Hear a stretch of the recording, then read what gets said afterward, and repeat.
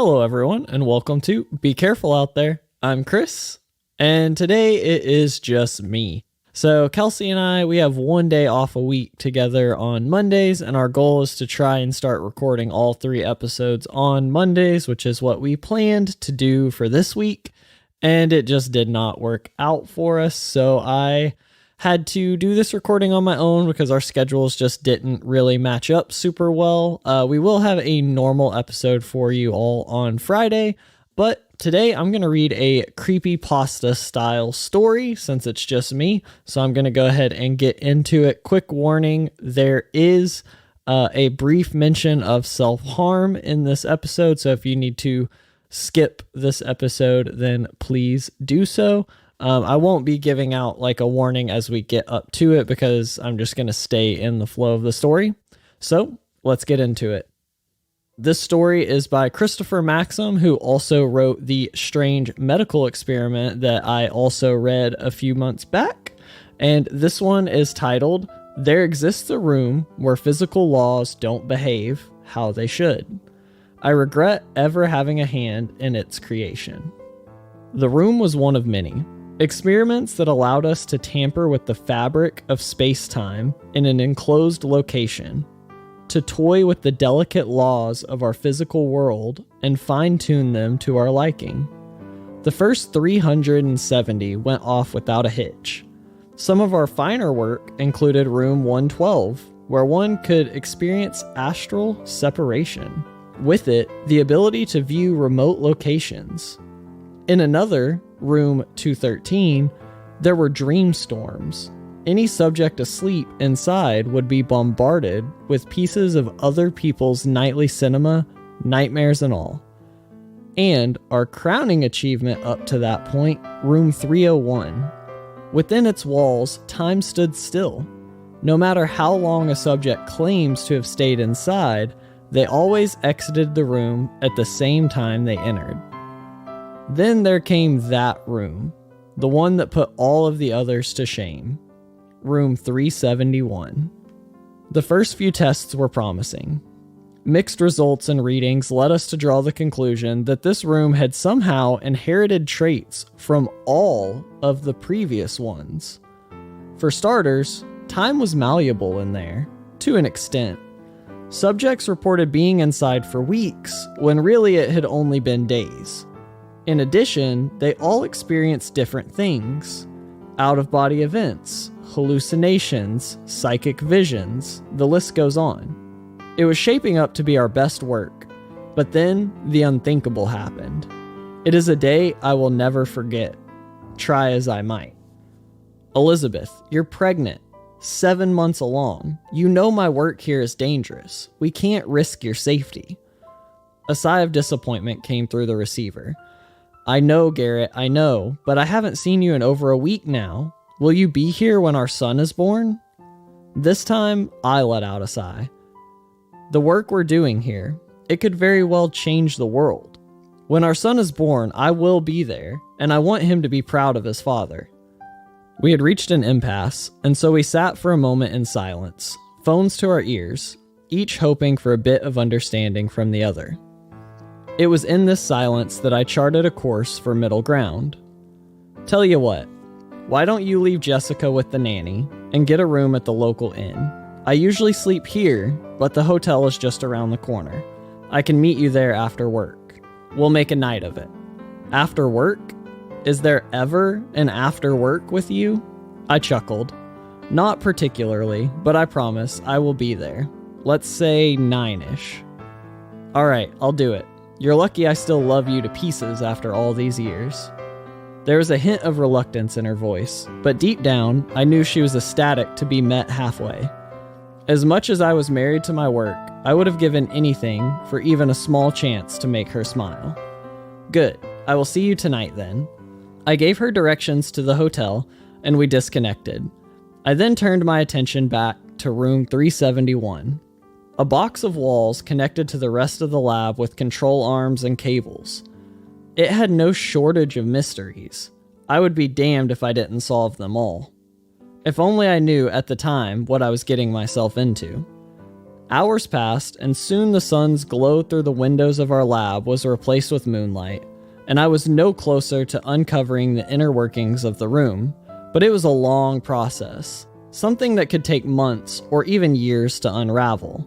That's why I couldn't stop. Any lull in my research would push back the reveal, and I wanted answers yesterday. Still, the work took its toll. My eyes grew heavy and my mind drifted to a sleep state as my head fell into the desk where I was stationed. As soon as I lost consciousness, I was transported to a strange and vivid dreamscape. To this day, I can't be sure if this nightmare was a product of my exhaustion or the effects of room 371, just yards away from where I slept. In the dream, I was with my wife at the hotel. She was propped up in bed, screaming, with her legs spread apart. I was by her side, holding her hand and doing my best to calm her through the agony of childbirth.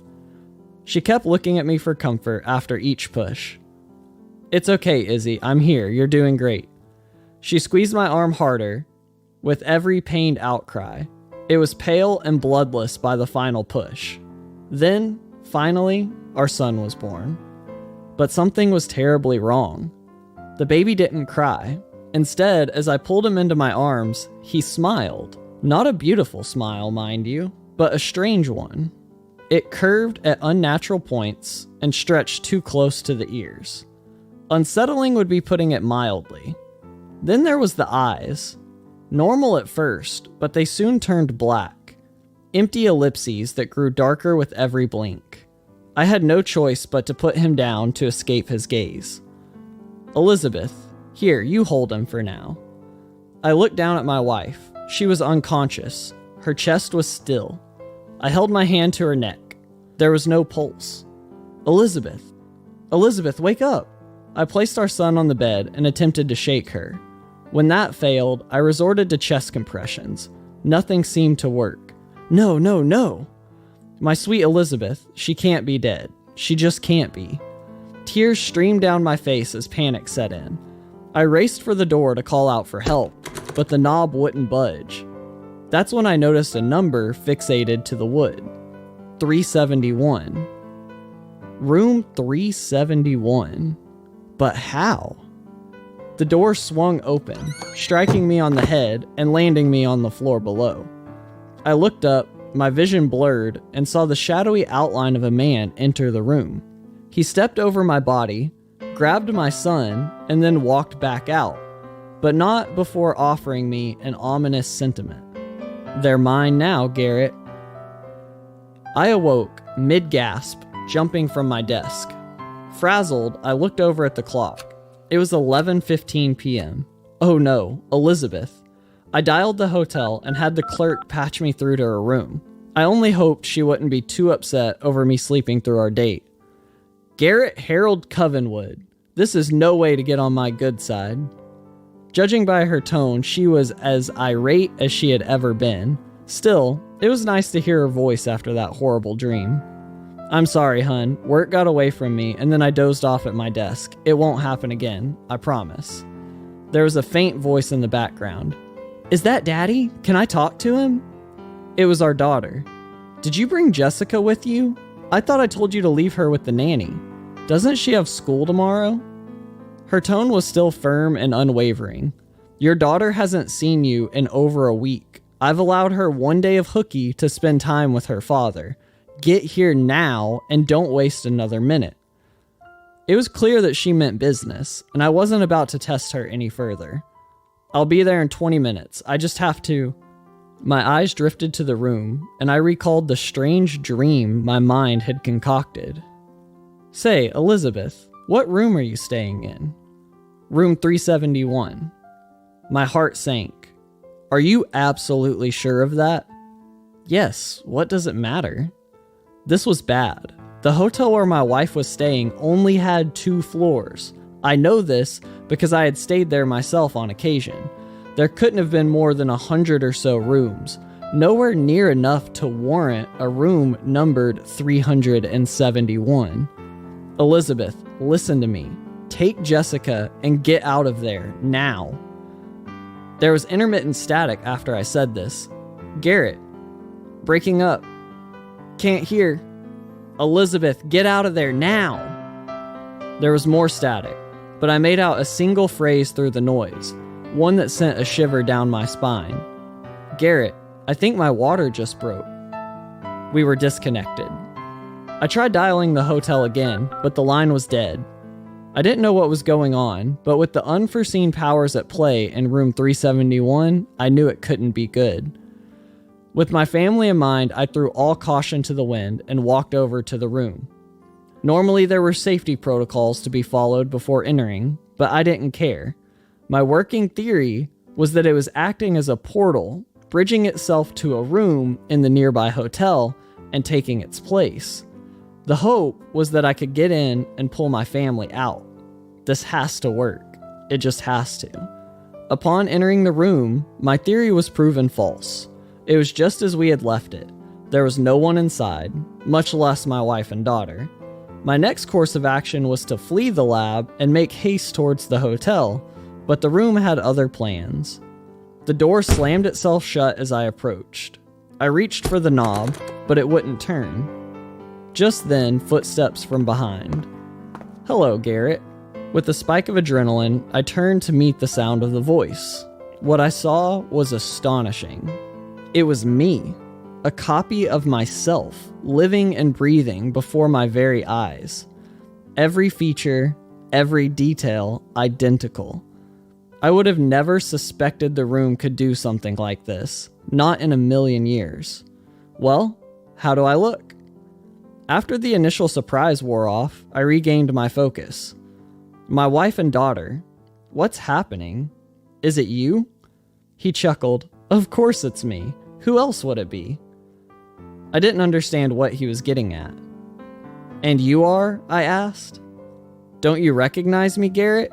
You've been poking and prodding since my birth, studying my every nook and cranny, but I've been observing you too. Now I've learned you inside and out. Take your form even. I thought you'd be flattered. As indirect as his answer was, I was able to put the pieces together. You're the room. You're this room. Room 371. He smiled. Now you're getting it.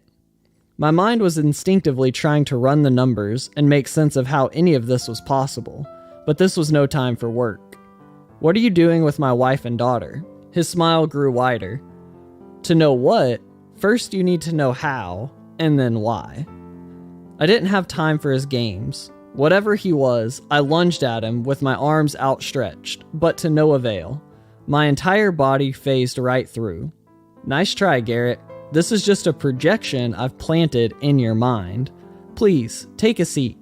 I never have anyone to talk to. This is the most fun I've had, well, ever, really. I stood back against the wall and stared him down, my eyes now welling up. Please, let them go, I'm begging you. He shook his head in disapproval. I can't do that, Garrett. It wouldn't be in my best interest. I didn't understand. What are you talking about? It's simple, really. You see, you didn't create me so much as you found me. I'm a reserve of cosmic energy, one that you've tapped into and harnessed with your latest project here.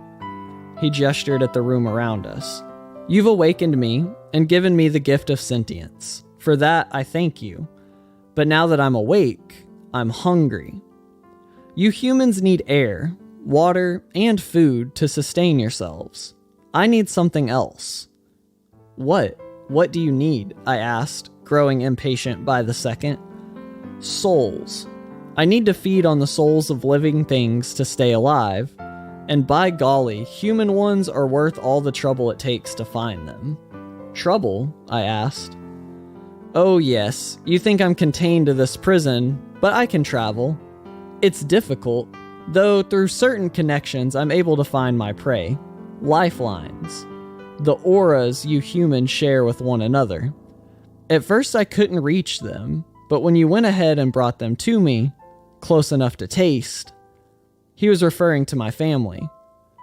Why don't you just take me? I'm here. Take me instead and leave them alone. He let out a horrendous, malignant laugh that pierced me to my core. I would never, Garrett. Through your aura, I'm connected to them. I can project this room and my likeness anywhere you are.